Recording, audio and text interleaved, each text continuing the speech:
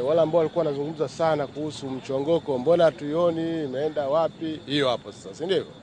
Ya kwa tunaanza, lakini muhimu zaidi kwetu sio mchongoko. Muhimu ni kwamba tunaongeza huduma zetu. Kama unavyojua kwamba wananchi, mwitikio umekuwa mkubwa sana kwa wananchi.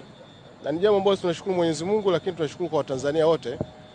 Kwa sababu unapoona mwitikio mkubwa hivi, kwa siku tunasafirisha zaidi ya watu 9,000 mpaka 10,000 wakati mwingine. Ni kitu kizuri kwa maana ya kwamba hii reli wanaichukua inakuwa ya wananchi wenyewe, sio ya TRC au sio ya serikali. Kwa hiyo wananchi wanaitumia sana. Wanaacha magari yao, wanaacha ndege, wanatumia treni. Kwa hiyo sisi kwetu hasa kikubwa hapa ni kwamba tunaongeza safari nyingine. Sasa uspeciality ya kwamba hii ni mchongoko sio jambo lingine. Na tukafikiri kama tuzungumze, lakini kwa maana ya sherehe kamili Mheshimiwa Rais alishamaliza. Kwa hiyo kwetu sisi ni kuongeza safari. Kwa hiyo tutakuwa sana train 4 za kwenda, 4 za kushuka. Lakini treni yetu ya kwenda Morogoro inabakia pale pale, kwa sababu Morogoro experience kitu tofauti kidogo.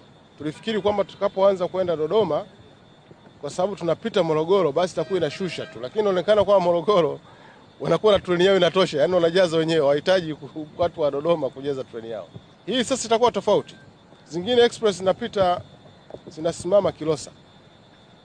Hii tunapita straight kwenda Dodoma. Na lengo letu kubwa ni kwamba kwa watu ambao wanataka kwenda kidogo kwa haraka zaidi, kwa sababu tutaenda almost karibu, tutasave almost karibu dakika 40 na nafikiri nyinyi wenyewe mta experience. Timetable nafikiri wameshaizungumza sana, watu wanajua timetable. Tunaanza obvious, unapoanza ile inaweza sianze katika pace kubwa, lakini hivyo ambiwa mpaka sasa hivi kwa mfano treni ya kutoka Dodoma kuja huku imeshajaa tayari. Nafikiri hata hapa almost karibu zaidi ya nusu. Sasa inatosha tunapokuwa tunaanza, lakini unajua kadri watu wanavyo experience ile nini, wanapokuwa na ile experience wanaenda kuzungumza na watu wengine.